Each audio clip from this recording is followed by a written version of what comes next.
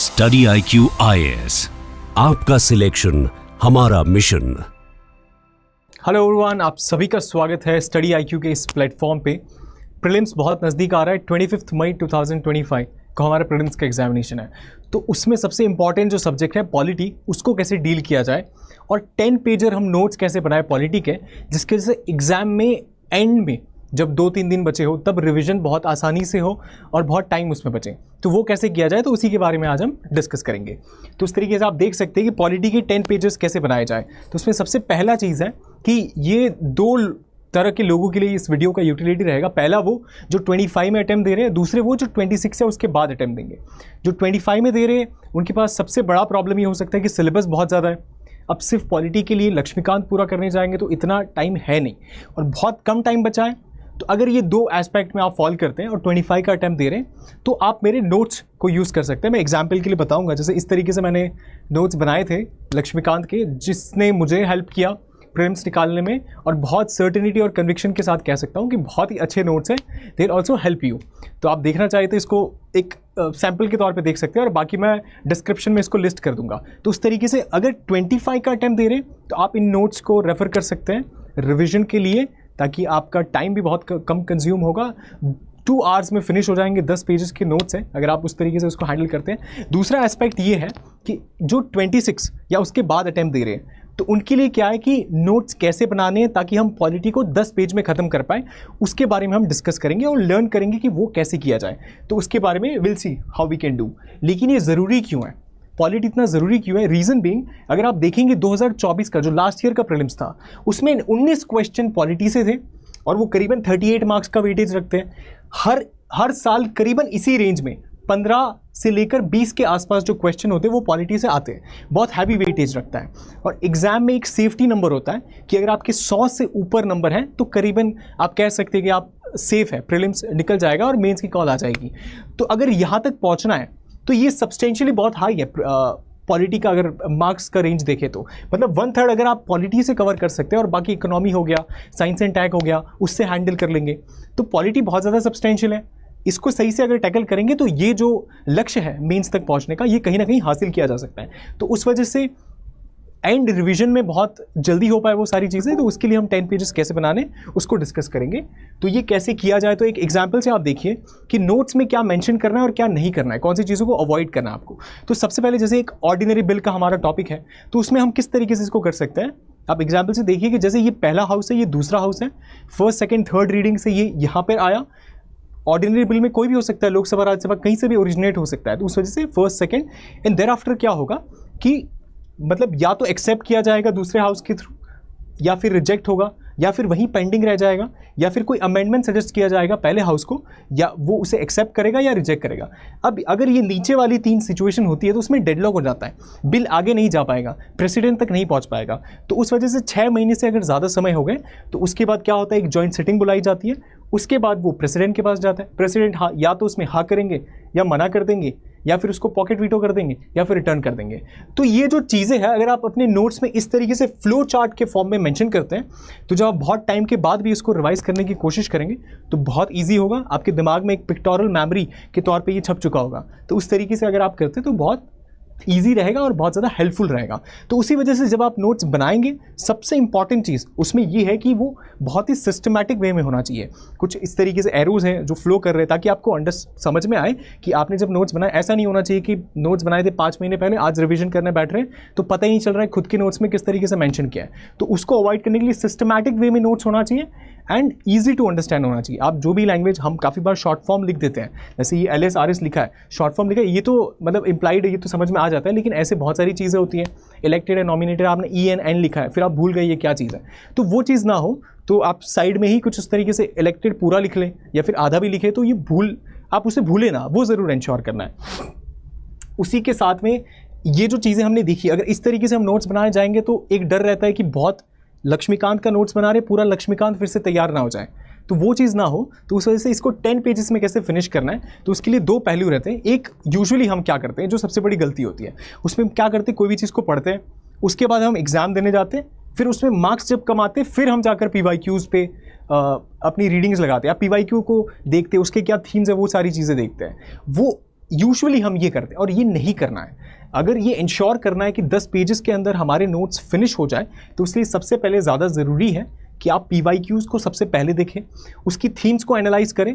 जब ये एनालिसिस हो जाए उसके बाद आप रीडिंग लगाएं, उसके बाद आप लक्ष्मीकांत पे जाएंगे और उसमें से वही चीज़ें पढ़ेंगे जो थीमेटिक है, इंपॉर्टेंट है और एग्जाम में आने के उसके चांसेस भी बहुत ज़्यादा है। जब आप उस तरीके से पढ़ेंगे तो आपका जो फोकस होगा वो सिलेक्शन फोकस्ड होगा, मार्क्स लाने पर ज़्यादा डिपेंडेंट होगा और फालतू चीज़ों पे आप ज़्यादा टाइम वेस्ट नहीं करेंगे, और फिर आप एग्जाम देने जाएंगे तो सर्टेनिटी है और बहुत ज़्यादा चांसेस है कि आप उसको क्लियर भी करेंगे।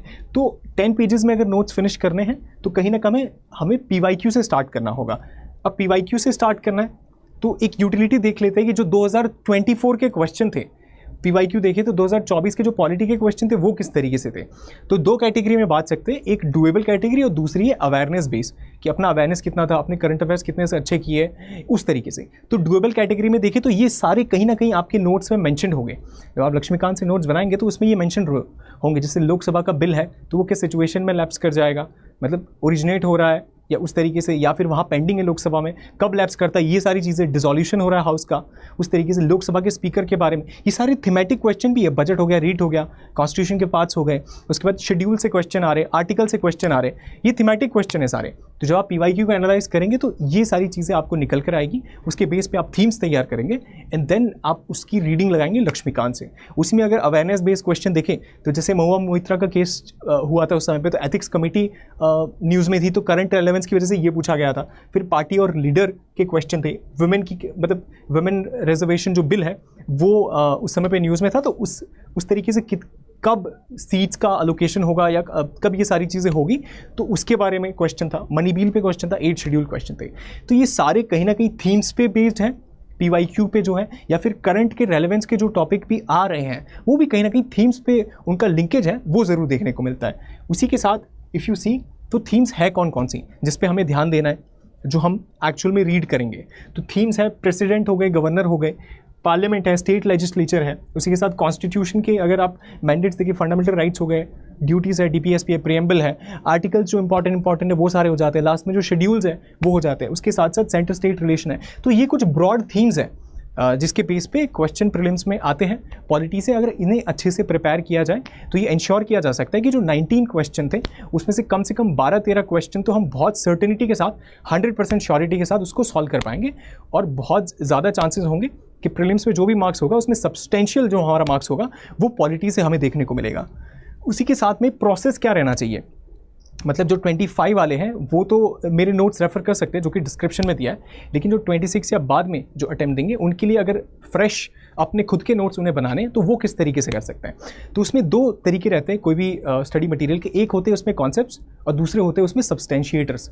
कॉन्सेप्ट्स क्या रहते हैं कि आपने मतलब स्टोरी लाइन आपको वहाँ से पता चल जाती है, फिर उसके फैक्ट्स हो गए, एग्जाम्पल्स हो गए, केसेस हो गए, वो सारी जो चीज़ें होते हैं, डेटा होते हैं, स्टैट्स होते हैं, वो कहीं ना कहीं सब्सटेंशिएटर्स में आते हैं। तो आप जब नोट्स बनाएंगे तो आपको उसमें कॉन्सेप्ट्स को मेंशन करना है, सब्सटेंशिएटर्स को मेंशन नहीं करना है। सब्सटेंशिएटर्स को हम क्या करेंगे, लक्ष्मीकांत में या तो अंडरलाइन कर लेंगे या टिक कर लेंगे या फिर उसको वहाँ हाईलाइट कर लेंगे, ये चीज़ कर लेंगे, ताकि जब ये मतलब when you know the concept, जब आपको कॉन्सेप्ट्स पता रहता है तो ये कहीं ना कहीं आप उसको डिराइव कर लेंगे, एक्चुअल एग्जाम में भी डिराइव कर लेंगे। अगर आपने इसकी ज़्यादा रिवीजन नहीं किया है, इसका रिवीजन बहुत ज़्यादा ज़रूरी है क्योंकि ये कहीं ना कहीं यहीं से डिराइव हो रहा है ना, तो उस वजह से इस पर ज़्यादा फोकस देना है। इस पर भी कौन सी चीज़ पे जो इम्प्लाइड है, मतलब कोई एक्सप्लिसिटली मैंशनड है, जैसे कि एग्जीक्यूटिव्स है और लेजिस्लेचर है। जब आपने पॉलिटी पढ़ा है तो यू डेफिनेटली नो इसके डिफरेंस के बारे में, उसमें तो ज़्यादा सोचने की बात है नहीं, आप भूलेंगे भी नहीं इसको।